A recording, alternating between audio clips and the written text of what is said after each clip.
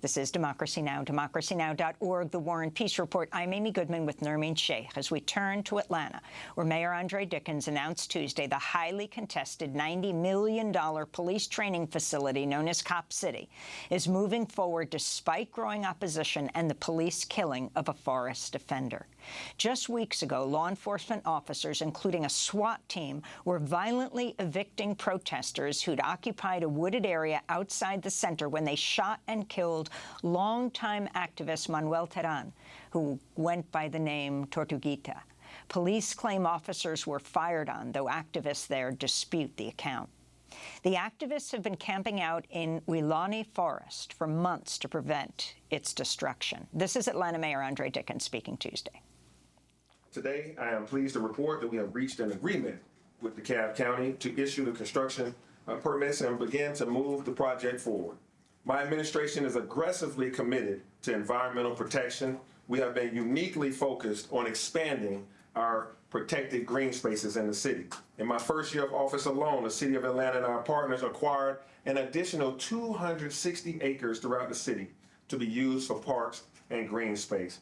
At the news conference, a reporter asked Police Chief Darren Charbaum if any protesters were still occupying the proposed Cop City site. This was his response. Yeah, as of this time, everyone has availed themselves of our request to vacate the area. Meanwhile, outside City Hall, protesters chanted, "Cop City will never be built." This is community organizer Micah Herskin. How dare they stand in front of people and say, oh, this plan where we're tearing down trees is actually good for people and it's good for the economy and it's, you know, it's actually going to protect people. It's obviously false, and I hope that it's reported as such, because it's such classic blatant spin that, you know, they're taking us for fools if they think anyone would believe that tearing down trees and putting cement over it is protecting the environment. That's outrageous. Earlier this week, a coalition of more than 1,300 climate and racial justice groups called for the resignation of Atlanta's Democratic mayor, saying he's failed to denounce the police for shooting dead the activist known as Tortuguita, and instead criticized the protesters. This is Mayor Dickens speaking over the weekend about the protesters. And it should be noted that these individuals were not Atlanta or Georgia residents. Most of them traveled into our city to wreak havoc. Well, to look more at the City of Atlanta's crackdown on Cop City and what the protesters have been charged with, domestic terrorism, we're joined by Alleen Brown, whose new investigation for Grist's headline documents show how 19 Cop City activists got charged with terrorism. Georgia police are invoking a 2017 terrorism law against activists accused of little more than trespassing. Alleen, welcome back to Democracy Now! You report 9 of the Forest offenders facing domestic terrorism charges are accused simply of trespassing in the woods by camping and living in a treehouse. One person was deemed part of Defend the Atlanta Forest for, quote, occupying a treehouse while wearing a gas mask and camouflage clothing. Can you just please explain? Yeah, so thank you so much for having me. I reviewed 20 arrest warrants for 19 people charged with domestic terrorism in Atlanta and found that none of those individuals are alleged to have committed any act that seriously injured anyone. Like you mentioned, 9 of the warrants describe no specific illegal acts beyond misdemeanor trespassing, essentially camping in a forest. Instead, for those charged in the forest, their domestic terrorism allegations seem to rest on the idea that the Department of Homeland Security designated people associated with the slogan Defend the Atlanta Forest to be domestic violent extremists. You know, I asked DHS about this, and they told me that they don't classify any groups that way, although they do communicate with local and state officials about threats. Could you explain, Alleen, the origins of Georgia's terror law and how it is that these people were charged? Yeah, so Georgia's domestic terrorism law passed in 2017, and it was really drafted as a means to confront these mass shootings that we see month in and month out. Specifically, lawmakers named the 2015 massacre of 9 Black churchgoers in Charleston, South Carolina, who were shot and killed by white supremacist Dylan Roof. So, essentially this law was created to address violence by white supremacists.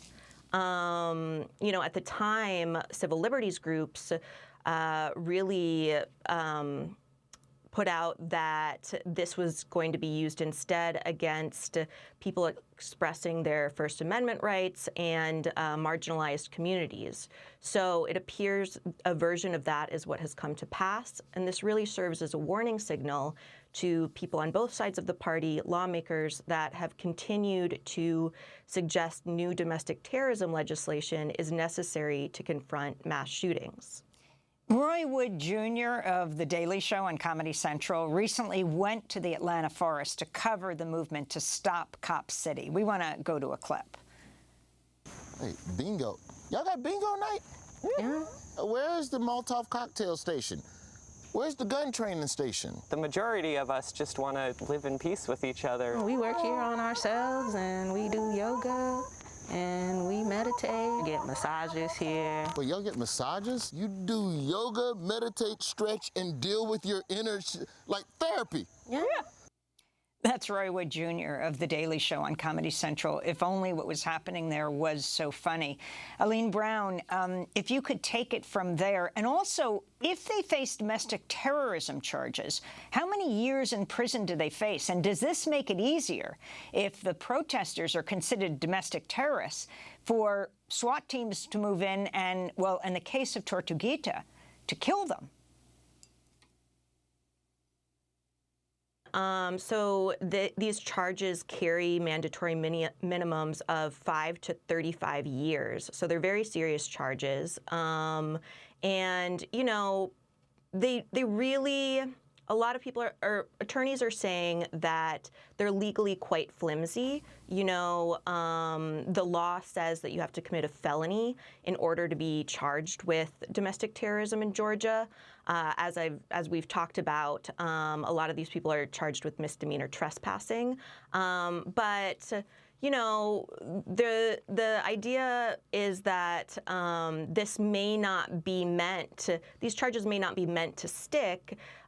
Perhaps instead it's meant to send a message that this is a criminal group, these are terrorists, and maybe someone with more moderate views doesn't want to be affiliated with such a group. So in that sense, it creates a sort of public relations message that perhaps does make it easier to go in and evict people and escalate to something like what we saw on January 18th with Tortuguita. We just have a minute, Alleen, but if you can respond to the mayor's latest announcement, they're moving forward with Cop City, and the feeling in Atlanta around what this is, and if you could explain what it is? Yeah, sure. I mean, what I found is that this is really a wide-ranging movement. There are, of course, forest defenders occupying this forest, defending the trees. There are also parks advocates, people concerned about police brutality, gentrification, neighborhood associations that have stood out against this project. So I think Atlanta officials, as long as they continue to push this, are going to continue to face a really kind of strong, wide-ranging movement. Alleen Brown, we want to thank you for being with us. We're going to link to your piece, investigative reporter who covers environmental justice and the ways the climate crisis impacts criminalized populations. The new piece in Grist is headlined, "Documents Show How 19 Cop City Activists Got Charged with Terrorism."